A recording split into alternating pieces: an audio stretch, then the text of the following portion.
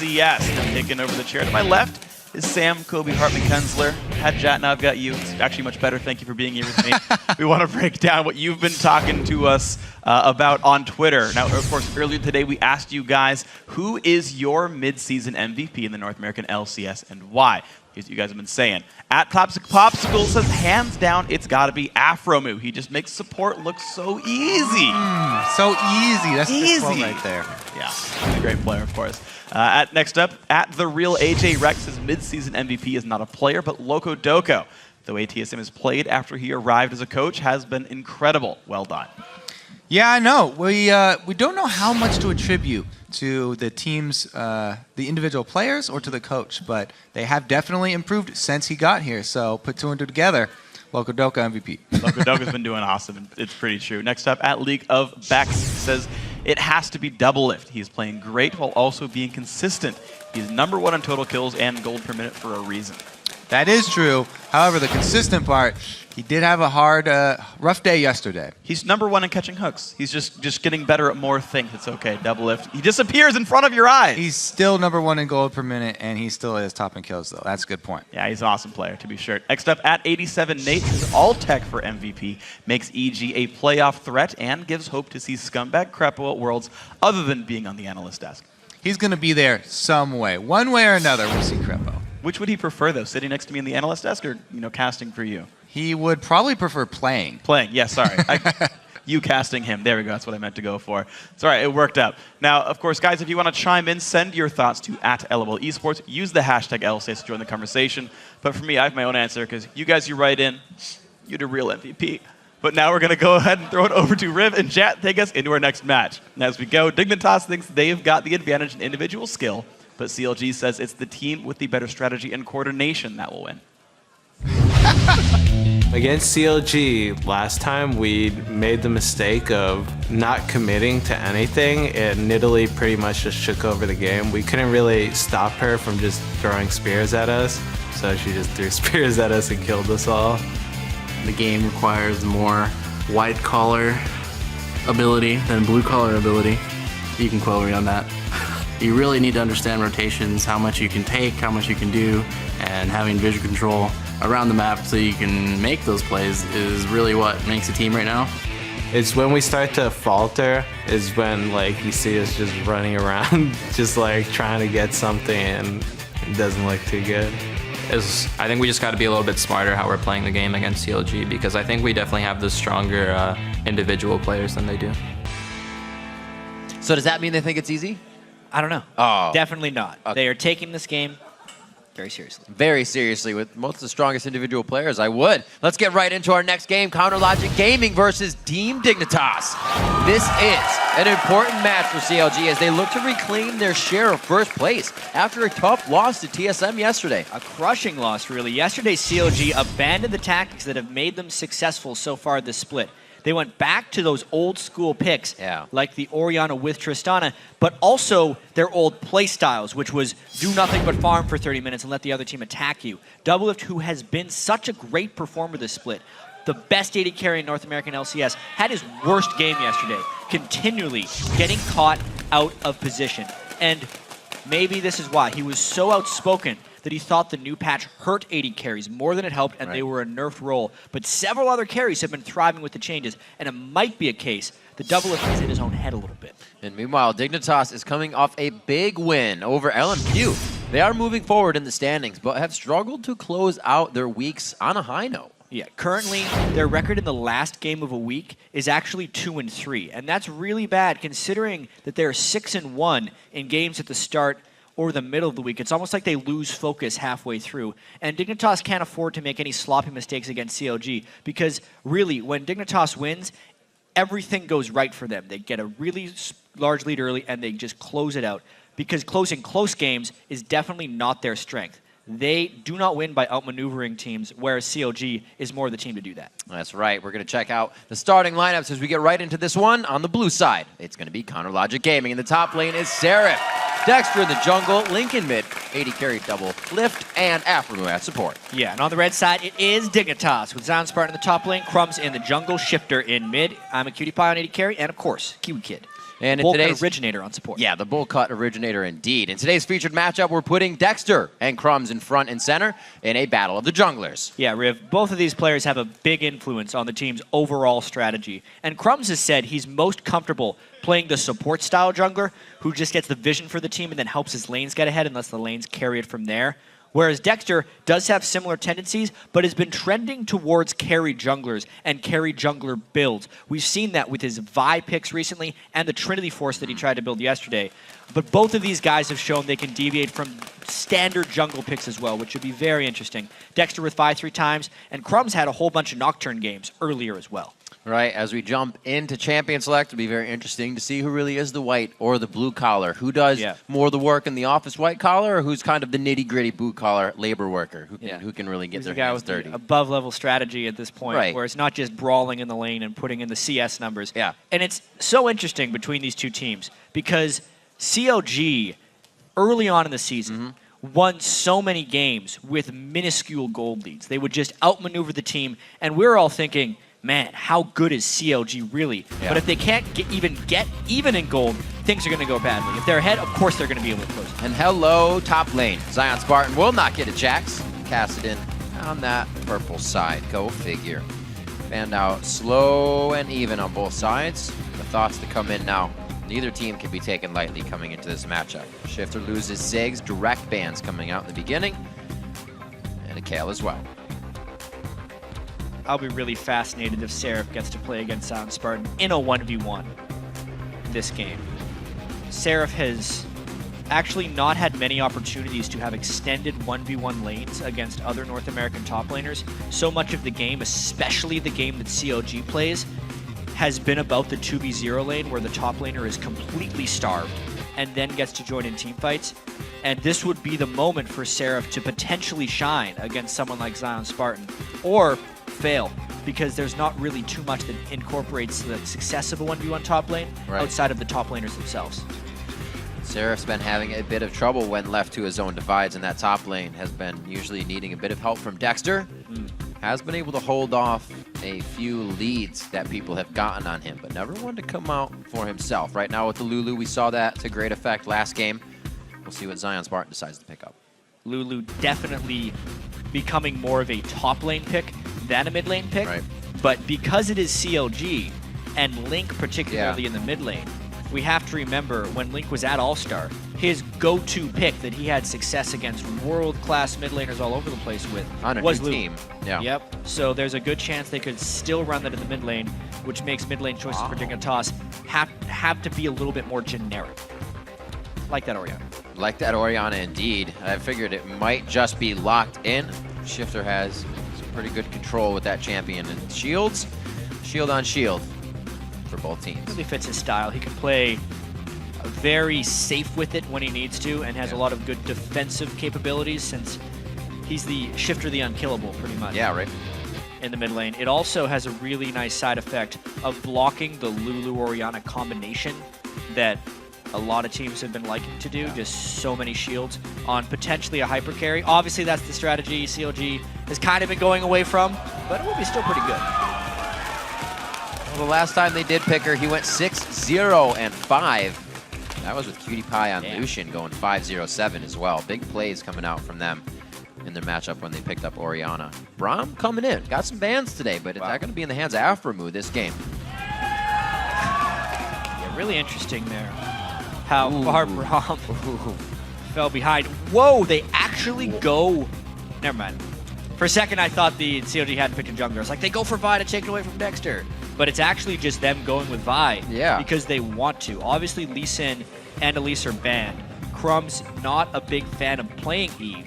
So at that point, you're either falling back on his Nocturne picks, which have been very hit or miss, or something we really haven't seen much of from Crumbs this split. Yeah, that would be real tough playing a Nocturne against a Braum. You're just asking to be locked down once you get in there. So good choice coming out from Crumbs' Vi. We'll have to see if he actually goes straight damage as well. And wow, a lot of fight capability coming in those last two picks of Counterlogic Gaming. Trying to lock in that Yasuo knock-up synergy, which has been damn good for a lot of teams here.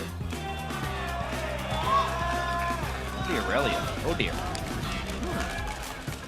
See how Aurelia matches up. Can close the gap no matter the slow that Seraph's going to put on her. But like we said, if we get that top lane matchup. There's a lot to talk about here. Oh, yeah. Yeah, it really depends on whether they decide to lane swap.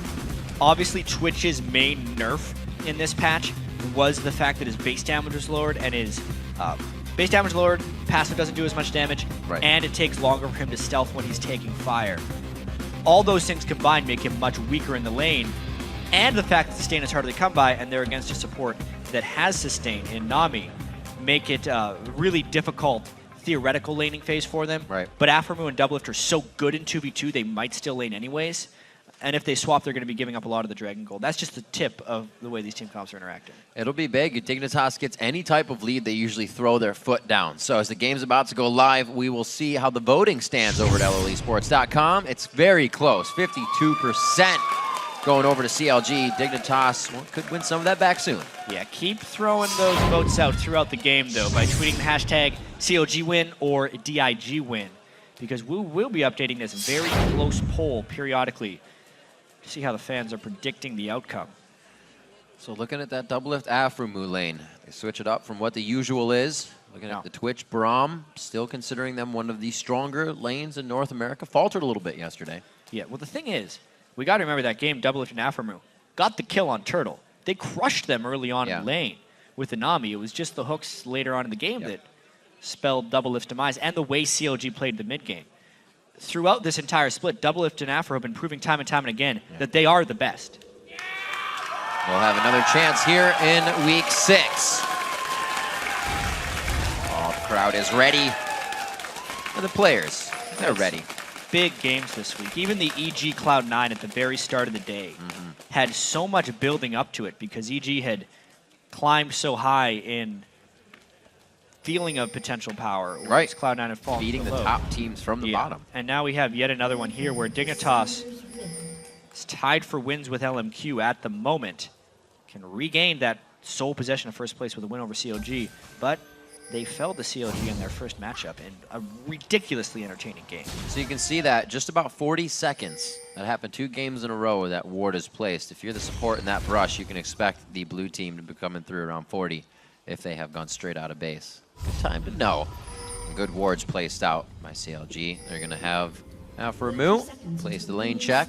Actually, that was Twitch already. They're heavily scouting these lanes right now. They're really trying to manipulate the right matchup for Doublelift and Aphromoo. We have been normally seeing teams just do the 5-man defensive line. And then it's actually, since people aren't getting deep wards, pretty much straight up guesswork as to where the lanes are going. But when they place wards that deeply, it will give them enough time to at least react to the lane they want to go to. Like, for instance, when Kiwi Kid walks through this lane ward the Doublelift place, they will know exactly if they want the 2v2. And since Doublelift hasn't doubled back or went anywhere else, they want that 2v2, which means we kind of get everything we hope for. It's Doublelift Afro with a slightly weaker lane against DiamondCutie and Kiwi, and the isolation matchup between Zion, Spartan, and Seraph. Which I'm super excited to check out because of the consumable picked up by Zion, knowing it's not like instant kill power for him. He's going to stay there to get big. Aurelia oftentimes does have to play extremely passive early on in the lane, especially against someone with the range disparity like Lulu. Early on in this lane, it is very one-sided for the Lulu. We'll see how Zion takes to that. We know he likes to fight. Let's see if he can keep himself out of trouble. Buff's getting taken up both sides of the jungle. And we are off and running for CLG versus Dignitas. Been watching Dexter lately. If he does not make one crucial mistake in the beginning of the game, he usually has a great game. Yeah, it's the thing with CLG. When they've been successful this split, they are so decisive as a team, and Dexter is pretty much always leading the way. But there have been times where they just reach one step too far, which is just natural as far as growing pains of teams go. When you're making aggressive calls, you make some calls that are a little bit over-aggressive, and you get called on them. It's happened a few times for CLG. Yeah. See if they can keep themselves away from that. Cutie Pie being first to the lane with Doublelift waiting for Aphromoo. You can see the level 2s to 1s. Trying to get a few auto attacks on. Even Kiwi Kid's getting an assist on that. Great trade and damage. Doublelift under the turret's not going to have any trouble, though. Alphamu still can get those siege minions with the relic. Ooh. Dexter's trying a very creative gank, but he gets spotted by Crumbs. He was trying to dodge the Tri-Brush ward and stop I'm a Cutie Pie and Cutie Kid from shoving up. But nice vision gaining there by Crumbs. Crumbs clash. Knowing what the deal is. Trying to get some damage down onto Seraph. You can see the consumable being drank up with the elixir. This is just survival for Zion until he gets a few levels under his belt. Zion's going to need about 3 to 4 points in his W before he can start taking Seraph in trades. Just saw this matchup a little bit ago. And it looks like Link actually also leveling his ball movement to keep up with the movement of Yasuo in that lane. Very good bubble, double bubble coming down. Alphamu just with the unbreakable. Didn't even have to throw down the stand behind me. Very controlled in his actions. Alphamu and Doublelift have been very convinced of Braum's power ever since he's been released. Even if they don't destroy the lane, they know they can come back later on in the game. Especially around level 5, the damage from Braum's Q is often enough to kill if they can get the stun proc just once. And Alphamu and Link are probably, for mid laner and support, one of the best communicators for initiation. So to have the Glacial Fissure into that ultimate as well, I'm sure we'll see that. Yeah, they play very, very well together. Ooh, we got one in the top lane. Paths. One in the bottom as well. The double bubble once again. There's the teleport, though, coming down. He can't do that. He's going to leave Crumbs in the top lane by himself. PewDiePie is going to get hit up now. A very nice gank back and forth. 80 carries are lost. And Seraph being hit up. One more attack. What a crazy series of events. With the teleport? Potentially, but we're going to have to see both sides of this absolutely. to really know exactly what happened, because specifically the bottom lane was just Doublelift and Afro getting a good trade. But in the top lane here, pretty much. That's awesome. It's pretty much a bait in at that point, but it did cancel the teleport. Yeah. So it worked in two ways. Yes, it acted as a bait, but Zion actually wanted to go down there. Because if he was down there, they would have been able to pick up the 2 kills in the bottom lane. Because of the flash, they ended up getting 2 kills anyway. But that is just a pretty cool series of with him down there, that could have been some dragon control if they really wanted it. Yes. If they were to come on top of it. That would have been the big win for Dignitas there. So when all is considered, Seraph made the right call of flashing to interrupt, because overall for the team, it benefited CLG. Quick moves from both sides. It's really the first time Crumbs or Dexter haven't clashed heads this time, as they choose to gank different lanes. 6 in the mid from Link, and its Shifter still at level 5. He's been pushed out, so he may try something hard when he comes back, but he hasn't purchased either. I love the remake on Twitch. Very feel good when you're just having fun in lane. Sweepers coming out for Dig as they still can try to control the map, as we watch Doublelift and Alphamu try to take control of this bottom lane. They're up 200 gold across the map and only a few CS to that lane itself.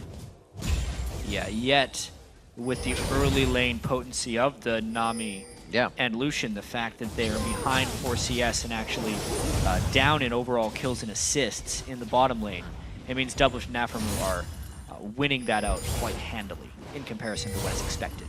Hey, they wanted that matchup. It's going to be something they're playing very strong to win as well. I think it's more they wanted the combination of the matchups, too. They wanted Seraph 1v1 against Zion with the Lulu early on. And Dexter is really spending a lot of time down here. Oh, wow. 2 shots off. Concussive blows there coming in from Alphamu's passive. And they get out just shy of 6-2. Well, I guess they're halfway there. So really couldn't have waited all that time to hit level 6. Top lane 52 to 47. Zion's Spartan actually not faring too badly here, but Sheen first. The kill as well will help out a fair bit in this. Seraph had to make that sacrifice, but he's still going to be the one stuck in isolation with Zion Spartan. Although with just the Sheen, it's really not that much health. He's keeping even-ish in farm, but he still hasn't turned powerful. I think when Zion Spartan gets a Trinity Force is when he's going to try and get powerful, because Seraph is generally building magic resist because he needs it for the mana regen. And that'll make him very vulnerable to the physical and true damage that Zion will be putting out at that point. But you gotta wait a while for that to happen. Yeah. Slowly pushing out. We've seen that bottom lane. Oh, Zion Spartan getting some extra damage on. Can't do much damage as a squirrel, but he cuts right through that shield. Surge. Wow. Another blade surge with a little bit of W active. Very nice damage. Yeah. So they are fully on their own up there because the junglers are now focusing the Dragon area more so than anything else. Crumbs is hoping to catch a counter gank on Elise, but he's really far out. The hard thing to do. Dexter's going back. So this really would have been a great initiation by Crumbs in the bottom lane. Link working on his farm as we see Shifter going back as well. Link, a big playmaker, so it's always interesting to see him on a champion that needs to roam very, very hard to make those plays happen. He can do it on Yasuo once the team gets together to help. Yeah, having Link on Yasuo will be a interesting experience for sure. We haven't seen him do it yet in the North American LCS, but everyone does seem to be picking up Yasuo, and it's something Link is going to have to learn and play very well. And it takes a lot of team coordination as well if you're waiting for those initiations. We've seen a lot of Tristana. This is very interesting what's happening in Dragon Pit right now. CLG chooses differently. Dexter, Crumbs just walked all the way around the pit, but hasn't seen inside of it. And CLG probably would have just snuck this dragon from right under Dignitas' nose. Wow. 15-30 on that dragon to come back up. All CLG's knowledge. Got to check inside the pit from time to time, not just around it. Geez, so a slight lapse in dig ward coverage right there punishes themselves with about 1,000 Dragon Gold going to CLG. Oh my word, those Sheen hits really throwing damage at Seraph. He has to use his shield, his abilities just to stop Zion Spartan, and Zion's waiting for the Glitterlands to hit, and then he closes the gap. And he's got the lane frozen right now. It's those 4 points he has in his W right now that is allowing him to outtrade a little bit. But he still doesn't have the Trinity Force, meaning unless Seraph itemizes some armor, which he has not done, he's going for the Athene's Unholy Grail, Zion may be able to really start punishing with the way he has the lane positioned right now. Interesting matchup to see. A lot of people have been saying Lulu is another one of the bullies to come out of 4.10 in the top lane, and Zion kind of changing that thought around. Good play so far there, getting help from Crumbs to start that off though. But we know Zion, once he does get help, usually doesn't need repeat help. He can hold that. And we were talking earlier as the casters as well. If anyone was going to break out a rally in North America, it would be Zion Spartan. That's true. Because he's so good at it. But at this point, Crumbs is really trying to get that first level 6 gank off. He's already gotten the dragon taken away from him, so he wants to make up for it. But he can't push too hard. Twitch Braum is the type, if they land the right combos, they could actually turn a 2-3 around.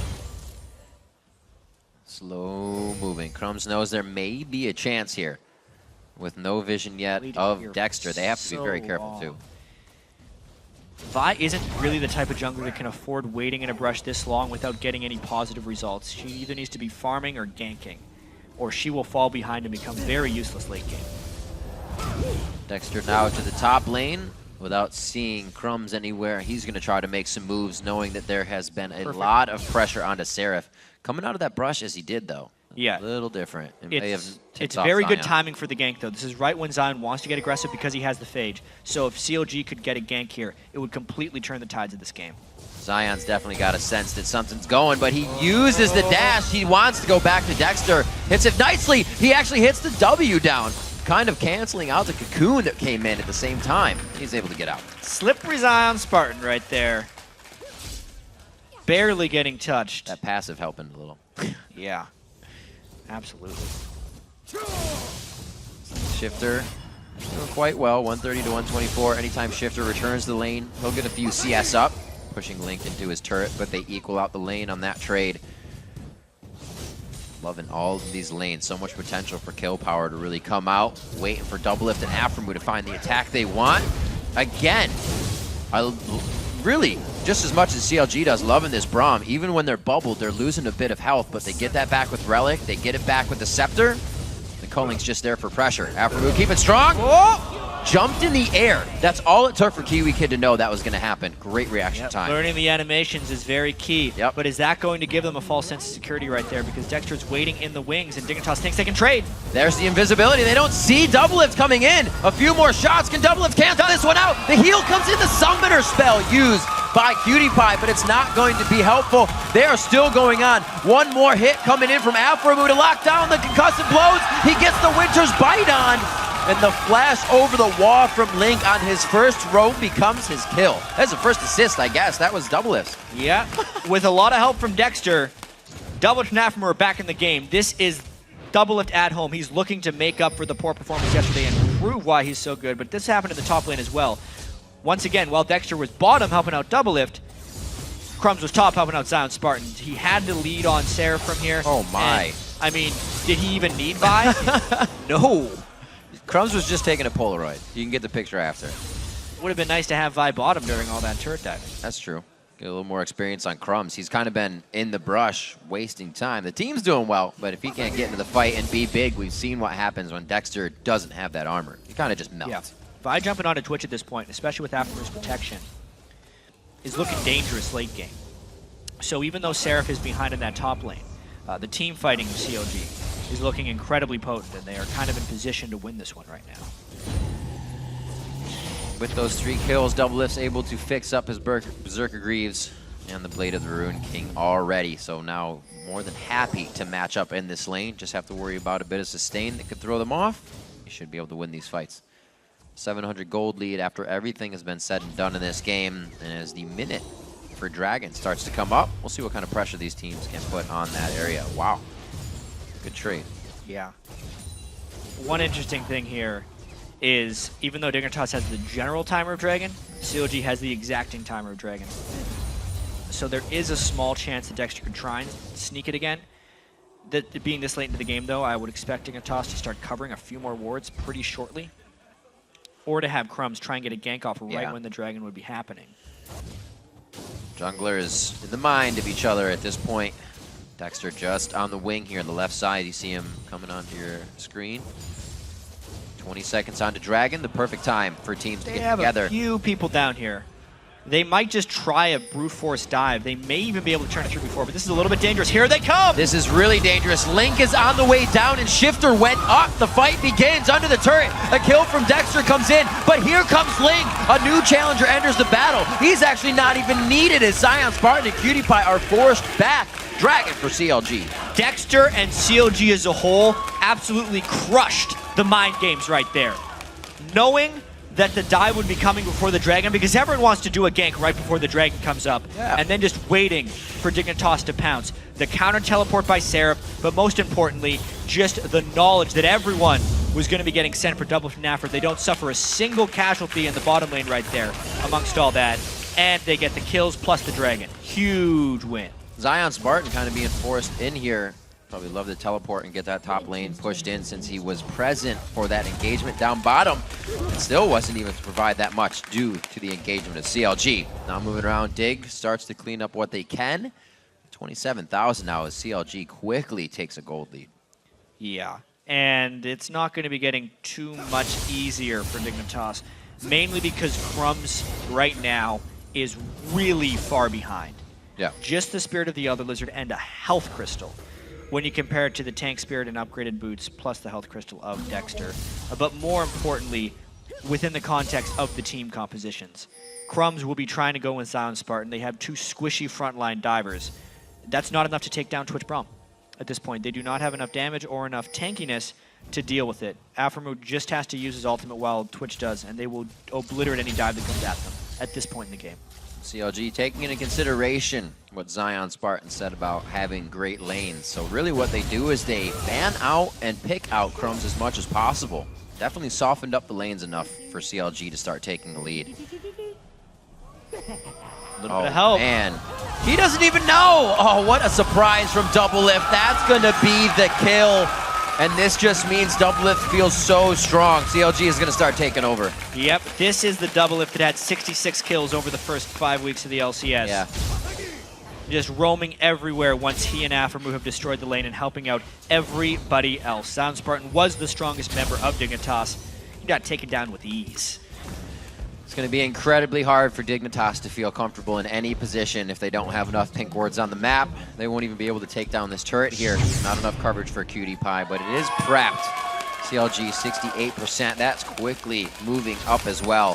70% to 30 here as they now group together in the mid lane. Look at Doublelift getting a split push on already. He was happy to take that all the way to second tier. Yeah, big moment in the game. Very here safe as well, with 2 turrets being down on both sides and CLG taking the majority of the previous victories. Cutie Pie wants to get to that Ghost Blade, but he started Avarice Blade. whereas Doublelift started Brutalizer. So if a fight happens shortly, Twitch will actually be much stronger here. It basically would be on Shifter to land a spectacular shockwave for the next upcoming fight. But, oh, yeah, don't go on that. That would have been the end of Link. I probably would have. Dexter also going for more of a carry-oriented Elise build as well. Just going to point that out. He got a little bit of a gold lead, immediately went for a second penetration item. It follows suit with what he's been doing on Vi. Yep. So he will be packing a punch. Crumbs is going to feel that as well. We still point back to his build. Dexter probably solo him out real quick. Moving down the mid lane.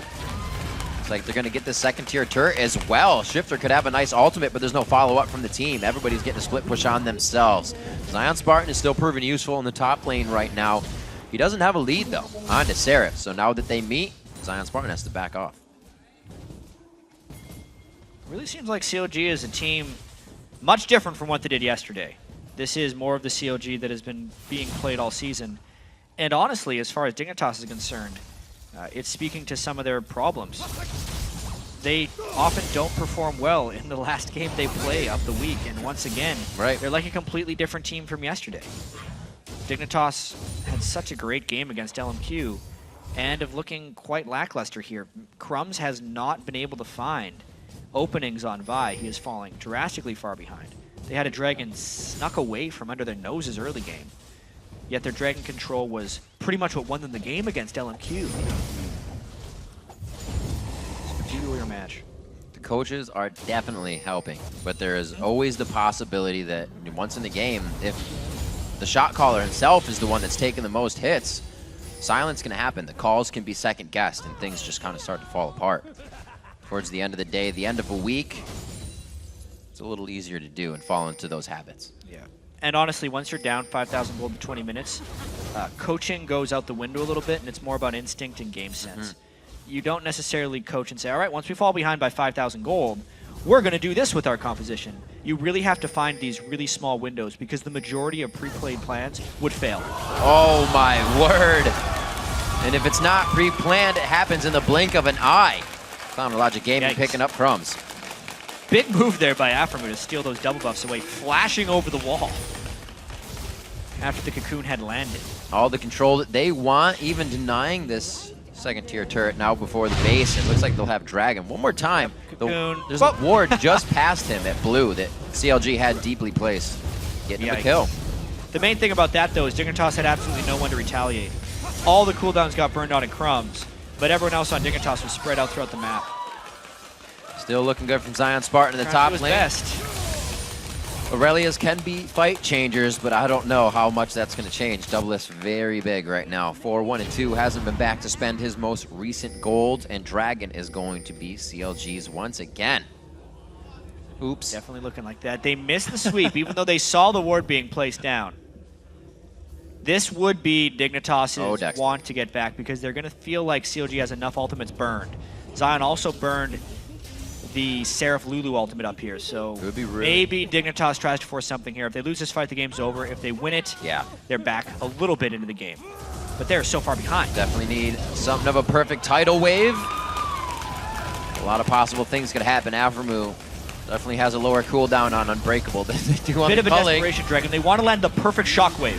CLG's got to go in for this. They're so far ahead. Look at the ball placement. They give it up on that one. CLG is going to let it go. Very odd. They were down ultimate, sure. Agreed. But with how much they've been beating Dignitas up, that was a way to take the game and turn it into a victory. Keep that fight in mind because that Dragon also turns into a mid-turret without any retaliation possibly. There's the AP that Dexter was building, but it wasn't that much of a burst coming out onto Crumbs. They're about to go back. He gets a double shockwave. Link's on the outside. He tries to throw up Crumbs. Gets him down. Crumbs can't do much, and it's going to be 2 kills for Dragon and mid-turret. CLG is heading towards that Baron area. Maybe a little bit more. CLG trying to make a bold call after this team fight there. A little bit low. They've killed a lot of Dignitas, though. Let's see Let's see how they decide to do this. No smite possibilities, but that's a lot of damage that Dignitas has up right now. They just need vision. Blade of the Rune King from Doublelift helping to chunk down the HP of Baron. It's down to 3,500 HP right now. Definitely not a smite range. Cutie Pie so far ahead in the fight. He gets picked up. He gets thrown down. Another death. But here comes now. It's going to be Crumbs out of the base. Only Boots won. The brown bags will not carry him to Baron fast enough. It looks like it's going to be Baron going over to CLG. Well, they didn't give up the dragon, but they got the greater prize. Yeah. Which is the Baron when all was said and done. They waited for Aphromu's ultimate cooldown, which was not up at the Dragon Pit. Instead opted to use that in the mid lane. It allowed them to get a few kills. Then they played the Baron very smartly, knowing there was no smite potential, but instead the fear of a fight, peeled as soon as Dignitas came for it, and then picked up the kills where they should have. So things back in control for CLG. Absolutely. 2,000 gold sitting on Link, Doublelift, and Aphromu, or just near if you round it up.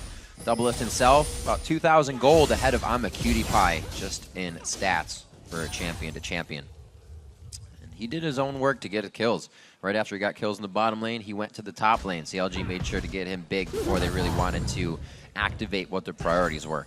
Has taken over the side of Dignitas. The boards aren't there yet.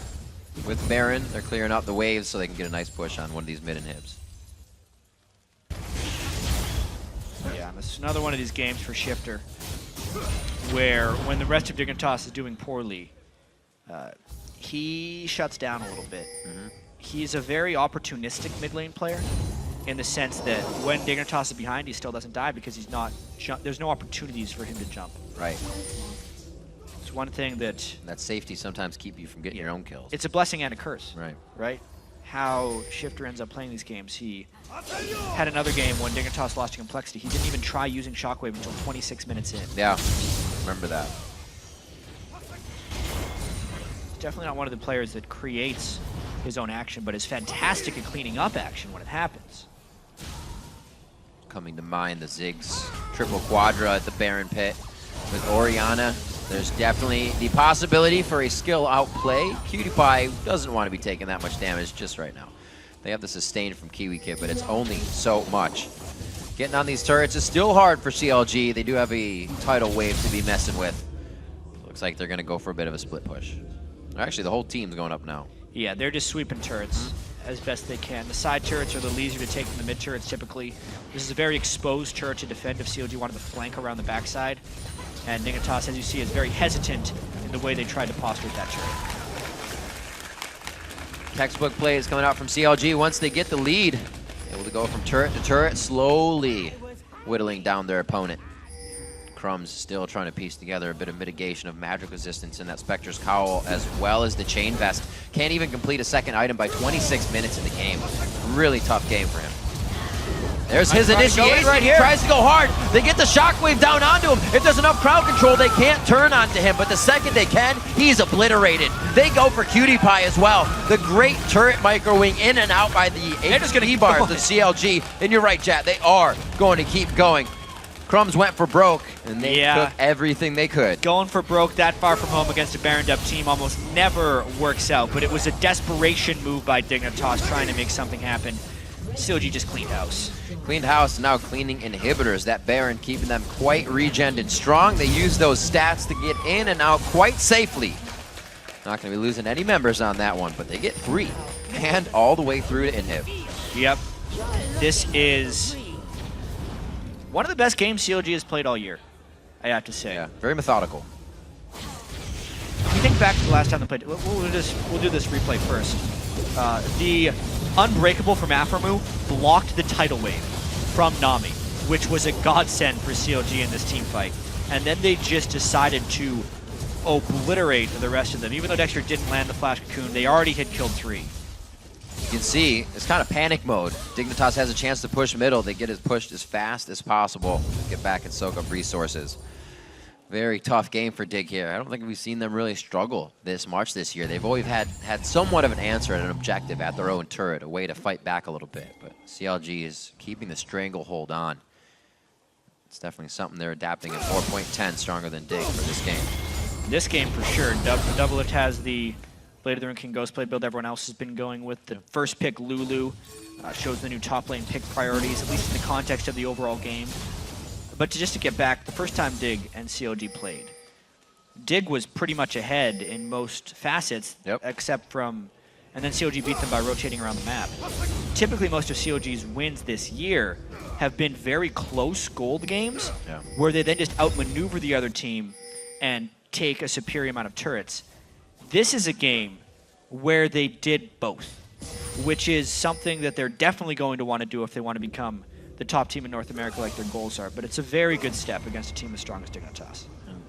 CLG is going to do what they can to get in now to the base. Whoa! And that's going to be a flash initiation right onto Link, forcing him out of the fight. No Zanya's there to be used. The Guardian Angel making Link an absolute beast as he jumps into the fight, and he comes out completely alive with the Guardian Angel still up. He went a little bit in that time, but it worked easily because Dignitas is so far behind. This is inhibitor number 2 for CLG. What a move. A few hits here. CLG definitely making quicker work of the inhibitors than they did in their first game. It looks like a shockwave comes out. It's able to grab some damage, but not able to grab the kills. It's all Counter Logic Gaming, way faster than the first game. They're going to be taking out the Nexus 14 minutes earlier than they did in this first matchup. Counter Logic Gaming in 29.5 minutes takes out Dignitas. Fast and clean. That performance from CLG made short work of Dignitas. I was really interested in the beginning with all the picks that CLG came out with. Yeah. They played them very well, and they really made it a point to take away Crumbs' champion pool. Yeah, that was such a great game, specifically by CLG's bottom lane. I cannot say this enough. There were 18 total kills in the game. Doubleth was a part of 16 of them. Afro was a part of 17. And holy crap, did they play well. So much focus was down there. Dexter focused it. When Crumbs tried to come down there, it was too little, too late.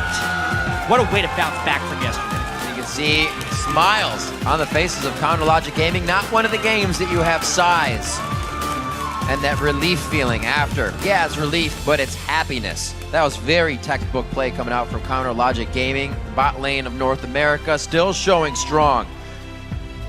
Braum and Twitch lane matchup. Yeah. Haven't been seeing much Braum, that's for sure. A lot of bans. Or Twitch. Sometimes people let him go through.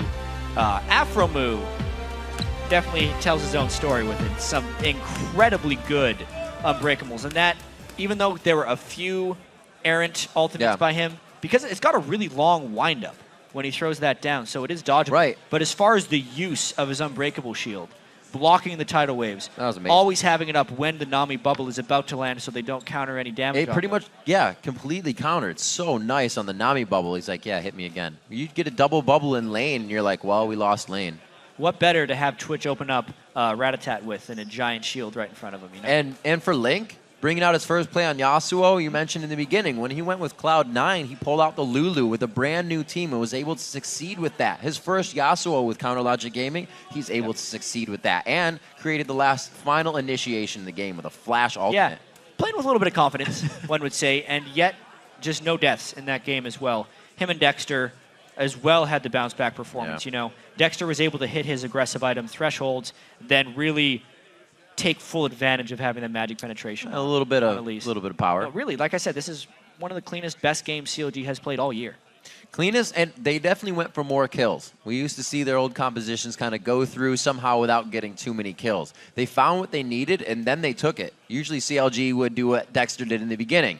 How'd they sneak Dragon? Yeah. Oh, they did it again. Now they're forcing these things and getting it as they should. Yeah, this game in particular, it wasn't so much about messing around and really trying to outwit someone by saying, oh, you're going to go for Dragon? We'll give you that because we're going to take 2 turrets. They just, all right, we'll give you Dragon, then we'll kill you and take Baron. Right? It was a much more aggressive, assertive style. Interesting to see the Aurelia versus Lulu matchup. Zion Spartan took hold. He did get help from Crumbs in the early game, but then it kind of just started to fall apart for Dignitas. Right now, we're going to send it over to Kobe and Freak for more at the analyst desk.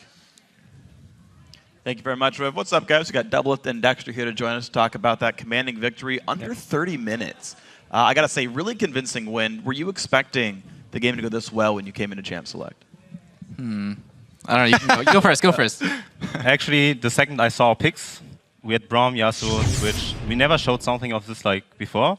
but we practice those champions, but we are always slow to show the champions. But the second we locked, like the second I Elise, and we got Braum, Twitch, and Yasuo mid, and I was like, okay, we practice so much on those champions. This is like basically free. And yeah, we banned out Shifter kinda on his assassins. We banned Syndra, which was a good thing to ban out. And yeah, as soon as I saw all champions locked in, I was like, okay, if we just don't feed early game, we will win the game for sure, 100%. And you guys specifically, when you do get into the game, especially versus Dignitas, it seems like, you seem to have very good counter plans pretty much laid up. Yeah. You are able to counter Crumbs in the jungle a lot, and you guys in the bottom lane attract a lot of attention, and you guys are able to play around that very well. Is there something specifically about this team that makes them easier for you guys to read? Well, their bot lane, I can speak from personal experience, like, they're not very good actors. And by that, I mean, like, when they have the jungler in the brush, or they have, like, Aurelia sitting in the brush waiting to gank us, it's really easy for me to tell, like, we don't have vision of it, and we don't necessarily know, but, like, just based on the map, like, Vi and Aurelia are missing, and they're playing really far up. They're not playing normal. And so that's kind of one thing that me and Afro have been working on for, you know, since we started playing together, is making sure that people don't, like, cue in on what we're trying to do. Like, our ganks are pretty much unreadable because we're always playing aggressive, but QtPie and Kiwi Kid, they kind of play really passive, and then when the gank comes, they're just like, oh, I'm going to E forward. So this gank that you're talking about, we actually have a replay of it. Let's get that up on your guys' screen here. Now, I also, before we play it, I want to ask you about Seraph's communication of this, because he is the top laner up there, and there's been a lot of discussion about, you know, that signal there. He's calling out right now, hey, Zion's not here, like, be worried, or what? No, I think it was Peter, Doublelift's call. He was like, okay, their bot lane is playing really aggressive. 4 men are here, 100%. He called it like 20 or 25 seconds in advance. And he's like, all right, I'm going to come in bot lane and we're going to counter against this. And yeah, like I said, they're not very good actors. And we knew that there are 4 people there because Aurelia was missing for like 30 seconds top lane. And yeah, we just... Yeah, like previous to this, like, QtPie had E'd forward on me, and he just like did it again, and I'm like, all right, we just need a TP in. It's such a choreographed gank right here, and so, you know, I tell Seraph, get your TP ready when this comes, and Dex is already in position to counter, and I think as soon as I see 4 people on a TP coming in, and like even Link comes, because it's so easy to read, they just kind of back up. They're like, oh god, we've made a mistake, and their bottom lane kind of never recovered from that point on. Yeah, it seemed to be rough the whole time. The thing is, I know QtPie, or at least throughout history, he's been a player who's been sort of a recklessly aggressive player, just kind of randomly. Has that actually fallen off, which makes him easier to read?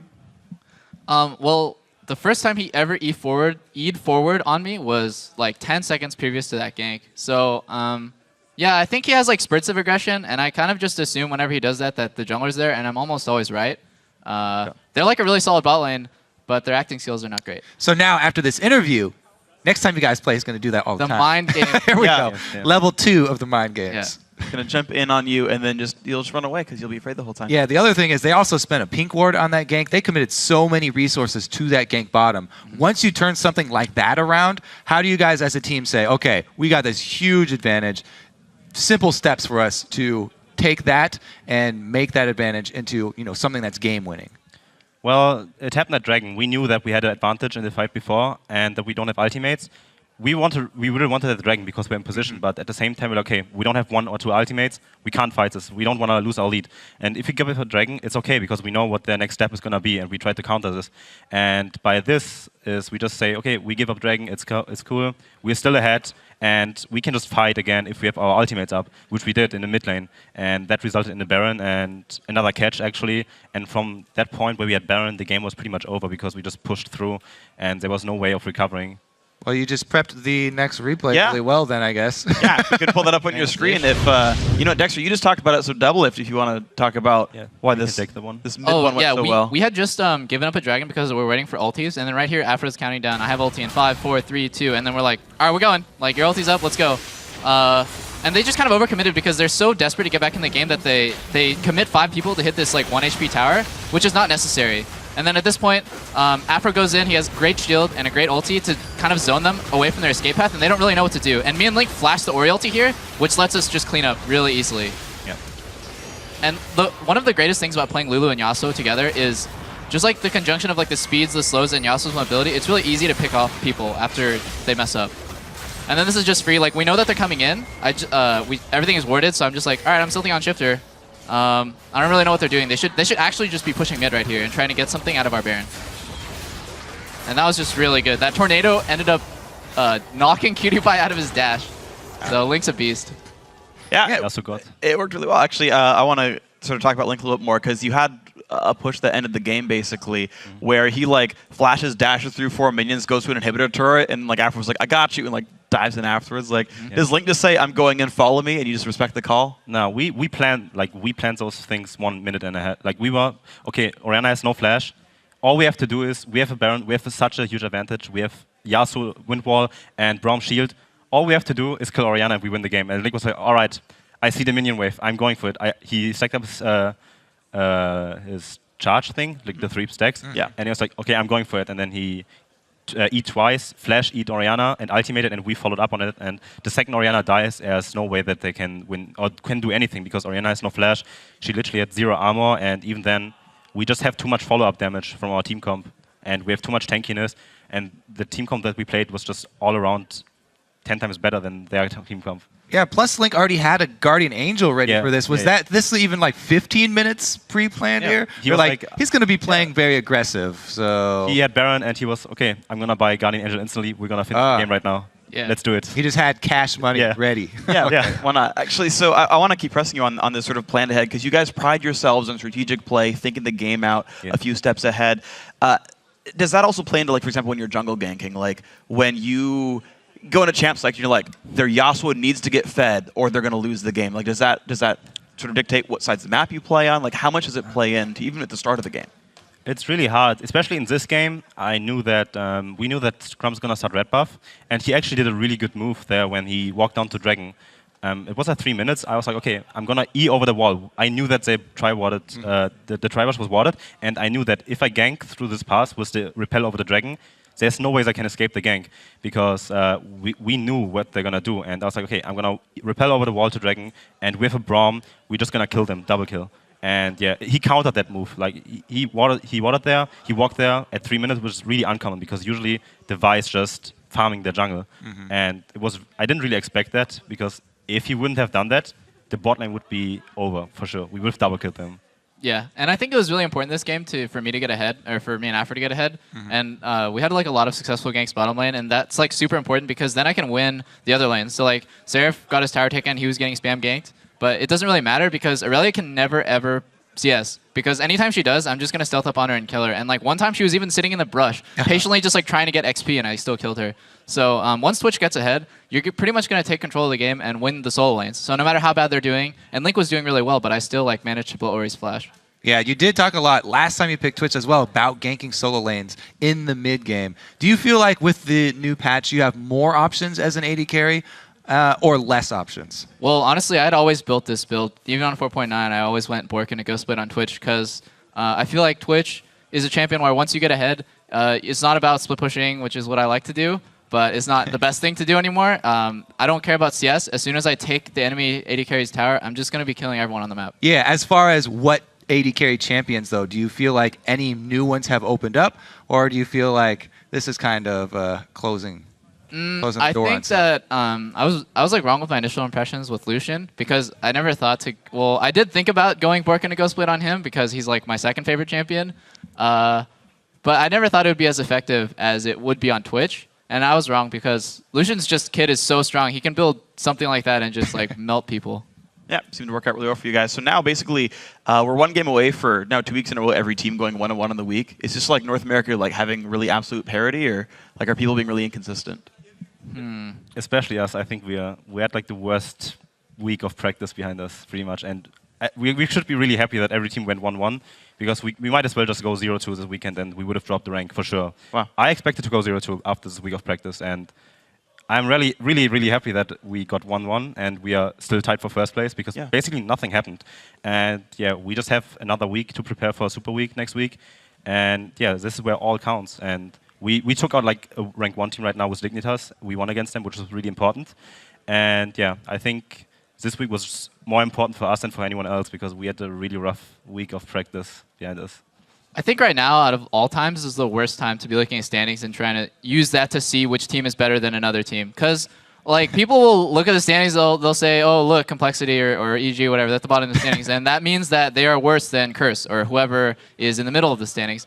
And right now, especially, just because of the new patch and because everyone's stepping up super hard, it's like, I think Complexity and Curse and EG and just like every team is just about the same. And then there's maybe like a, at the top, certain teams trying to claw their way up, like TSM, us, C9.